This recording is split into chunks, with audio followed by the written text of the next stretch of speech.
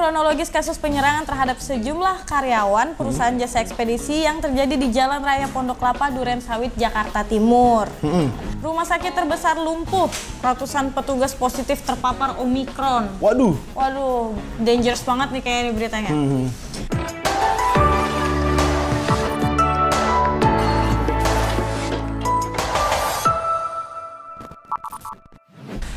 Selamat Natal. Semoga damai sejahtera menyertai kita semua ya. Amin, ya Rob. Amin. Nah, balik lagi nih sama gue Dea. Gua Ananda, gua Aristo. Nah, balik lagi kita di reactionjpnn.com. Ada cerita di balik berita. Nah, kali ini kita bakal ngebahas lagi nih 5 berita paling populer seperti biasanya di jpnn.com. Ada apa aja Bang Aristo? Ini beritanya cukup bervariasi sih Dea nih. Ini ada yang soal Habib Bahar, ada soal perusahaan yang jasa ekspedisi, ada lagi soal benda di Natuna yang katanya menyerupai tank. Oke, Di Natuna tuh. Nanti kita bahas lebih lanjut ya Bang Aristo, selengkapnya di reactionjpnn.com. Oke, Sobat Negeriku, kita bakal ngebahas berita nomor 5 nih, paling populer di jpnn.com. Ini beritanya berita hukum. Judulnya begini, Habib Bahar dipolisikan, kalimat Ruhut Sitompul menghantam Aziz Yanuar. Waduh, gitu. Ruhut sama Bang Aziz ya? Iya nih, coba kita baca dulu ya. Politikus PDIP Ruhut Sitompul menanggapi pernyataan ex-sekretaris Bantuan Hukum DPP FPI Aziz Yanuar soal pelaporan terhadap Habib Bahar bin Smith dan Egy Sugana di Polda Metro Jaya. Aziz Yanuar menyarankan agar penyelesaian kasus ini diselesaikan dengan dialog. Nah, tapi Ruhut Sitompul berharap pihak kepolisian tidak mendengar saran dari Aziz Yanuar ini. Jadi kalau katanya Ruhut Sitompul itu bela ya bela, tetapi terukur. Nasihat ini buat anak-anak para pengacara junior itu. Terukur dong, jangan membabi buta membela orang. Sudah kayak gitu diajak dialog, katanya gitu. Pinginnya Bang Ruhut ini biar dipidanakan saja sekalian gitu. Jalur hukum lah kalau Bang Ruhut nih maunya. Cuma keinginan Pak Ruhut ini agak ini juga sih. Kemarin soalnya Bang Habibur Rahman nih dari Gerindra bilang kalau penyelesaian kasusnya perkara Habib Bahar ini kalau bisa ya ada restoratif justice ya. Jadi penyelesaian di luar pengadilan ya. Di luar pengadilan, karena hal itu sesuai dengan arahan katanya Habibur Rahman dengan arahan Pak Jokowi katanya. Gitu. Cuma ya nggak tahu menurut Pak Ruhut ini untuk di pengadilan ya monggo, tapi kan di sisi lain juga Pak Habibur Rahman sesuai arahan Pak Jokowi juga berhak bilang kalau ada restoratif justice. Ya gitu. Tapi ya, sampai sekarang kalau dari kasus Bahar bin Smith ini juga belum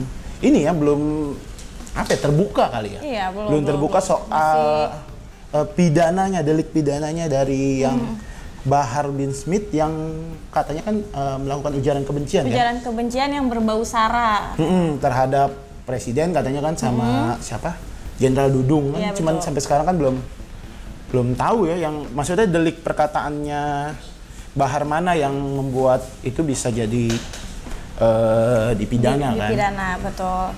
Nah, ada ini juga nih Bang Aristo, ada komentar juga nih dari Sobat Negeriku. Dari Sobat Negeriku, rajin Sobat Negeriku. Sobat Negeriku rajin. Bang Aristo mau baca apa? Monggo deh. Oke, ini dari DNSP Deni. Seharusnya sebelum ada yang melaporkan kepada yang berwajib atas perilaku saudara BS yang terang-terangan menghina presiden dan petinggi TNI. Abang penasihat hukumnya saudara BS, kasih nasihat dong, jangan merusak demokrasi dengan ceramah di setting untuk konten di medsos. Demokrasi hak berbicara dan berpendapat tidak disalahgunakan dengan kata-kata kasar, lancang dan diamini dengan riuhnya, katanya gitu. Itu komentar dari Bang Deni, DNSP Deni namanya. Lanjut. Enggak ada lagi udah komentarnya? Sudah. Oh ya, pokoknya intinya kalau memang dari sisi terbaik lah dari penyelesaian kasus Bahar ini. Dan kalau bisa juga ada transparansi juga sih. Iya, jadi jelas gitu semuanya. Jadi jelas biar, karena deliknya perkataan Bahar yang dianggap ujaran kebencian belum tahu sih sampai sekarang, karena polisi juga bilang pelapornya ada bukti, bilangnya sih gitu. Iya, betul. Cuma nggak tahu itu barangkali bagian dari ini kan, dari penyidikan, kita nggak tahu. Oke, masuk ke berita nomor 4 terpopuler di jpnn.com pada pekan ini. Ini soal apa dia? Monggo. Ini judulnya begini. Perusahaan jasa ekspedisi di Jaktim hancur, karyawan diserang secara membabi buta. Gitu. Wah, kekerasan nih. Menyerangnya sampai gelap mata. Waduh. Biasa tuh ya kalau berita kriminal. Lanjut ya. Polisi menjelaskan kronologis kasus penyerangan terhadap sejumlah karyawan perusahaan jasa ekspedisi yang terjadi di Jalan Raya Pondok Kelapa, Duren Sawit, Jakarta Timur. Kasat Reskrim Polres Metro Jakarta Timur, AKBP Ahsanul Mukofi, mengatakan kejadian bermula saat terdapat sejumlah orang yang melamar pekerjaan di sebuah perusahaan penyalur tenaga kerja. Nah, kemudian sejumlah karyawan jasa ekspedisi diduga menginformasikan kepada para pelamar pekerjaan bahwa perusahaan penyalur tenaga kerja itu penipu. Akhirnya pihak penyalur tenaga kerja ini tahu kalau mereka dilaporkan seperti itu. Akhirnya terjadilah penyerangan. Yang pertama dipukul, sebenarnya menurut keterangan saksi yang ada di situ kantor tenaga kerja. Terus menurut security 2 orang dipukul gitu. Akibat pemukulan itu pihak penyalur tenaga kerja menyerang balik karyawan jasa ekspedisi tersebut. Gitu. Nah, ini terekam di CCTV dan videonya viral juga, Bang Aristo. Akhirnya polisi menangkap 4 pelaku pemukulan dari pihak perusahaan penyalur tenaga kerja gitu. Ada juga nih korban berjumlah 4 orang dari pihak perusahaan jasa ekspedisi. Jadi emang awalnya dari soal tenaga kerja, soal penyaluran. Barangkali ada pengalaman yang nggak mengenakan kali itu yang orang-orang. Jadi ceritanya barangkali itu dia bukan nyerang ya, nyamperin ya. Awalnya nyamperin, cuma akhirnya diserang balik sama yang perusahaan penyalur tenaga kerja. Tapi memang dari pihak yang jasa ekspedisi itu sih bilang kalau mereka intinya siap bertanggung jawab kalau karyawan mereka memang dinyatakan bersalah. Tapi kalau lihat dari kronologi tadi polisi bahkan yang bilang sendiri kan, ya masih belum jelas juga. Biar nanti ntar di pengadilan juga biar bagaimana siapa yang salah dan siapa yang benar. Apakah benar memang tudingan soal penyaluran tenaga kerja yang dalam tanda kutip fiktif gitu ya? Iya. Ya gitu. Nanti biar dibuktikan nanti kalau memang mau diselesain ke pengadilan ya. Ada komentar nggak nih Bang Aristo? Dari Mau dia baca sobat negeriku. Komentar di handphone saya nggak terbaca. Oke. Dari Muhammad Chengli. Chengli Namanya. Muhammad Chengli. Iya benar. Banyak juga orang-orang yang mendirikan perusahaan penyalur tenaga kerja cuma untuk mengambil keuntungan mereka semata, yaitu dengan cara menarik uang pendaftaran dari calon tenaga kerja yang berkisar antara 500.000 sampai dengan 1 juta.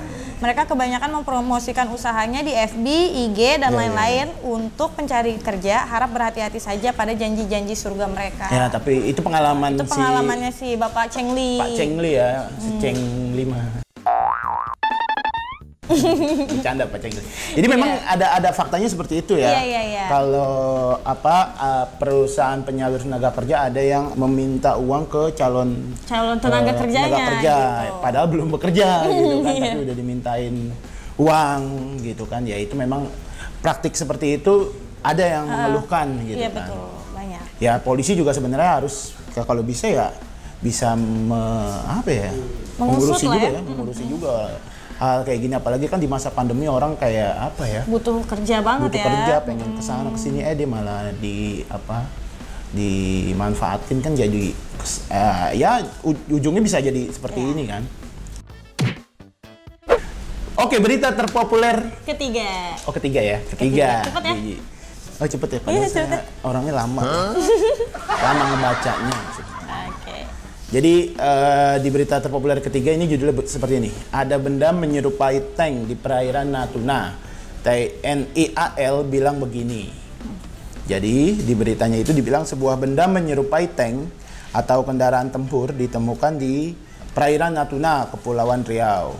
Nah, penemuan benda ini sempat ramai di media sosial nih Dea. Viral. Ya, sebelumnya jadi ada warga yang akhirnya terus ngeposting, mengunggah video temuan tank itu. Nah, sementara TNI menyatakan kalau benda menyerupai tank itu tidak berbahaya. Jadi Kepala Dinas Penerangan Lantamal 4 Mayor Marinir Saul Jamlai bilang iya memang betul ada temuan benda mirip tank tetapi tidak berbahaya. Dia bilang juga gini deh, kalau benda tersebut merupakan milik sebuah perusahaan migas namanya Star Energy dari rig Blok Kakap. Perusahaan itu melakukan pengeboran minyak di Laut Natuna. Jadi pihak perusahaan sendiri memang kalau kata Pak Mayor tadi bilang perusahaan sudah mengakui hal itu, benda itu hanyut sendiri. Saat ini kalau dari pengakuan pihak TNI AL, kapal milik mereka itu katanya sudah mulai mendekat ke arah Benda itu ya? Benda tersebut. Cuma memang karena ada cuaca ekstrim ya, pihak TNI AL lebih memilih berhati-hati barangkali untuk mengarah ke temuan benda mirip tank ini. Cuman ya memang nggak berbahaya sih namanya. Cuman sudah dipastikan ya kalau benda itu sebenarnya nggak berbahaya.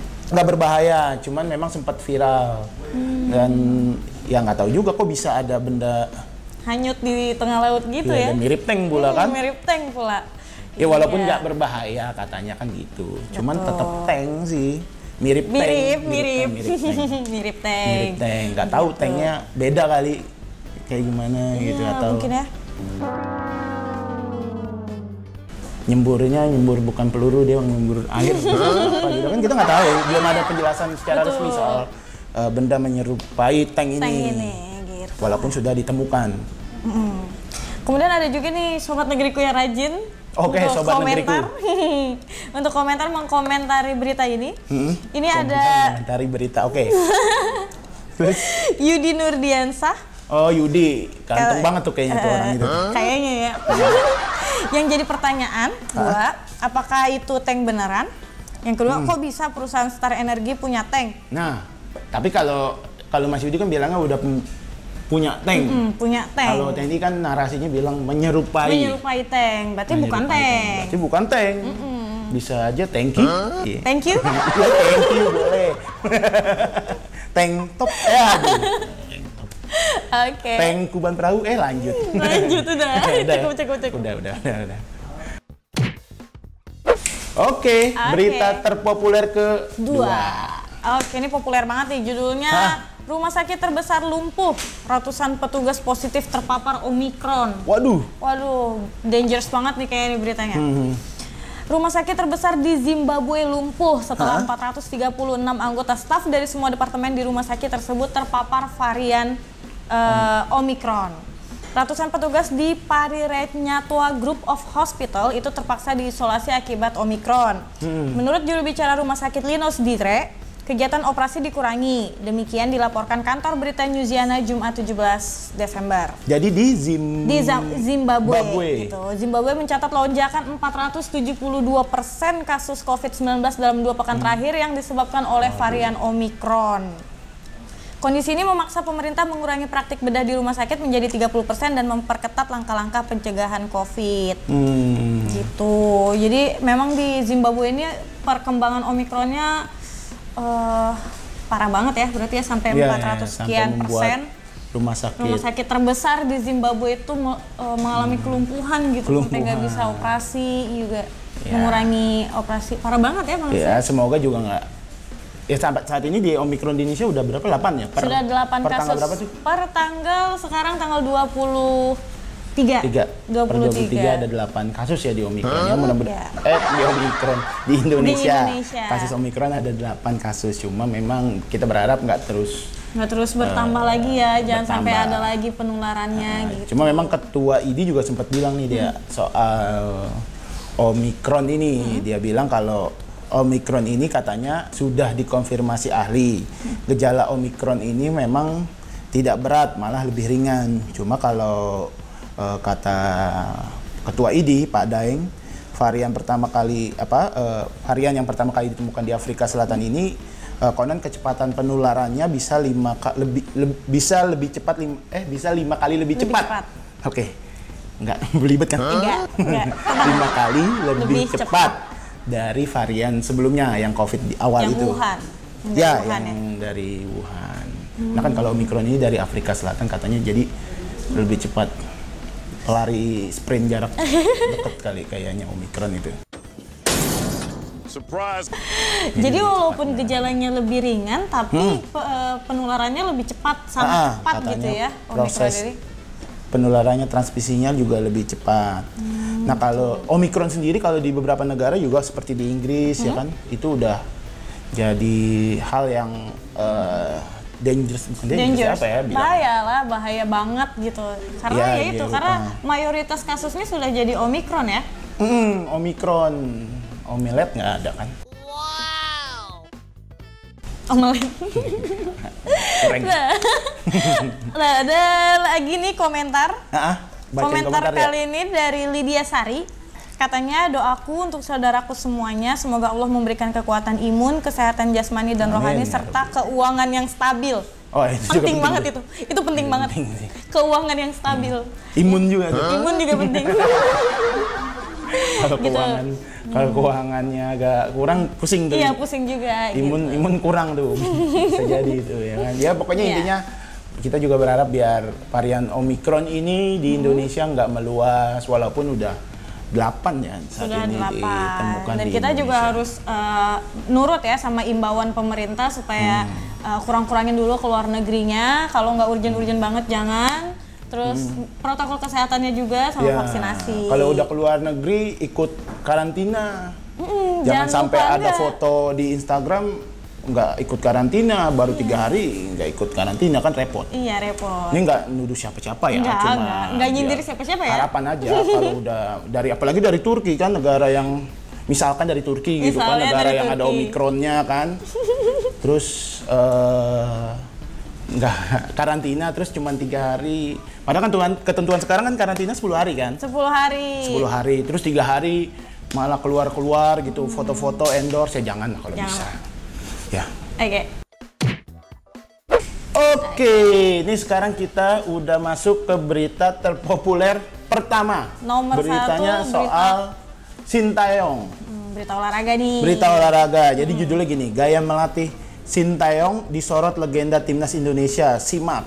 Keren juga sih fotonya tuh Sintayong tuh, pakai kacamata ya. Iya, keren ya. Jadi kayak opa-opa.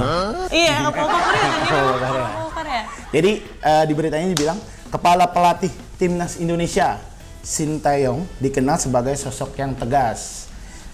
Pria Korea Selatan itu kan sekarang saat ini juga mendapat tugas sebagai pelatih Indonesia, pelatih sepak bola ya. Iya, pelatih sepak bola timnas Indonesia. Pelatih sepak bola timnas Indonesia dari tingkat U19 sampai ke tingkat senior.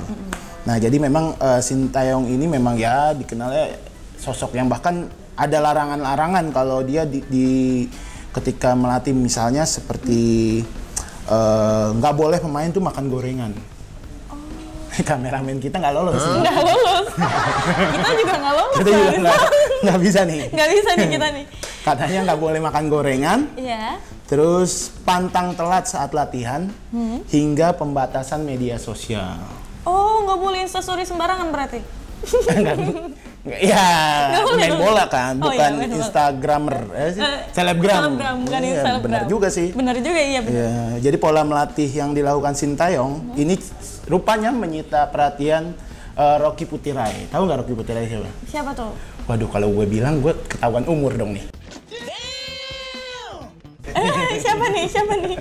Jadi pemain Rocky Putirai ini legenda sepak bola Indonesia. Dulu tuh kalau orang tahu tuh Rocky Putirai pakai sepatu tuh kanan kiri kadang suka beda warnanya. Bahkan merek bukan merek apa sih, warna sih. Jadi warnanya beda. Jadi Rocky Putirai suka beda beda sepatu. Bukan sendal ya, sendal masjid ya, sendal musola bukan. Jadi sepatunya suka beda pas tampil di lapangan, dan dia nyentrik memang. Oh, emang nyentrik mainnya? Apa Gayanya juga, mainnya juga jago. Kalau Rocky Putirai, wah zaman dulu tuh Rocky Putirai, Budi Sudarsono. Nah, gaya melatih keras dan disiplin ala Sintayong ternyata pernah dialami Rocky saat berkarir sebagai pesepak bola profesional. Jadi Rocky bilang gini, kalau yang dibikin Sinteyong sekarang, maksudnya latihan keras itu, memang saya belum lihat sepenuhnya. Namun untuk latihan keras saya sudah merasakannya sejak 1987 silam, kata Rocky. Rocky kemudian mengenang saat tergabung dengan PSSI Garuda II. Kala itu dia dipoles oleh pelatih Cekoslovakia Anatoly Polosin. Jadi pria yang pernah membela klub Hong Kong Happy Valley tersebut menjelaskan Polosin merupakan sosok yang penuh ketegasan. Oh, jadi dia sebenarnya kalau soal ketegasan ini bukan hal asing buat dia. Memang pelatih-pelatih luar gitu kan memang biasanya memang keras ya. Iya, keras, tegas. Jadi bahkan Rocky menyebut ada sejumlah pemain senior yang memilih kabur karena tidak kuat menjalani latihan keras yang diberikan oleh Polosin. Nah, jadi dia gue kayak sebenarnya Sinteyong keras ini gue juga pernah ngalamin kalau kata Rocky seperti itu. Ya sebenarnya Sinteyong juga saat ini udah mulai tampak ini ya, apa dalam tanda kutip sudah mulai oke lah melatih Indonesia. Walaupun dari hasil di Piala ya? AFF nih sekarang per berapa nih 23 Desember Indonesia udah sampai melaju ke semifinal ya. Melawan Singapura. Ya mudah-mudahan juga ke depan Sinteyong bisa membawa Indonesia juara Piala AFF ya kan. Kita doain aja ya. Juara Piala Dunia. Aduh. Mana ya? Ya doain aja lah pokoknya lah buat timnas Indonesia kita lah. Iya sih. Tapi juara Piala Dunia? Sinteyong ya. Ya Piala AFF dulu aja lah. Piala AFF dulu lah. Iya, Piala Dunia juara mana ya? Iya. Kita tunggu nih nanti pertandingan berikutnya. Mau nggak dia ada komentar nggak dari berita terpopuler pertama soal Sinteyong, opa dari Korea? Iya, opa Korea nih. Opa Korea. Dari Andika X Galish. Katanya gue berharap semua pelatih yang ada di Indonesia bisa mempelajari apa yang dilakukan Sinteyong. Jangan anggap ini sebagai ancaman buat dunia kepelatihan Indonesia. Gue sebagai orang Indonesia turut bangga buat para pemain yang berjuang. Semoga akan menang, amin. Amin. Menang apa nih? Menang Piala AFF. Piala AFF gitu. Dia emang nggak yakin Piala Dunia Indonesia bisa menang? Yakin aja dulu. Yakin. Gitu ya kan? Oke. Dia yakin. Pak Aristo kayaknya ragu banget. Enggak lah. Cepet banget ya. Udah 5 berita yang kita bahas hari ini. Mulai dari Habib. Oh iya, Bahar bin Smith sampai ke Ajusi apa opa ya bilangnya? Opa dong, Ajusi. Ajusi apa? Aman kalau Ajusi. Oh iya, ya itulah. Iya enggak sih? Ya kan? Ajusi Sinteyong yang tegas melatih timnas Indonesia. Ya itu 5 berita terpopuler di jpnn.com. Semoga para sobat negeriku merasa terhibur atau merasa happy. Ya itu juga bagian dari imun kan akhirnya kan. Betul. Jangan lupa like juga video ini, komen, share ke teman-teman, subscribe juga. Channelnya jpnn.com. Selamat Natal buat yang merayakan ya. Selamat berlibur dan pokoknya tetap jaga prokes lah. Iya. Selamat berlibur tapi tetap jaga prokes. Intinya kalau kita juga punya salah kata atau keseleo lidah, kita mohon dimaafkan. Oke. Gue Dea undur diri. Gue Aristo. Sampai ketemu di reaction jpnn.com. Dadah.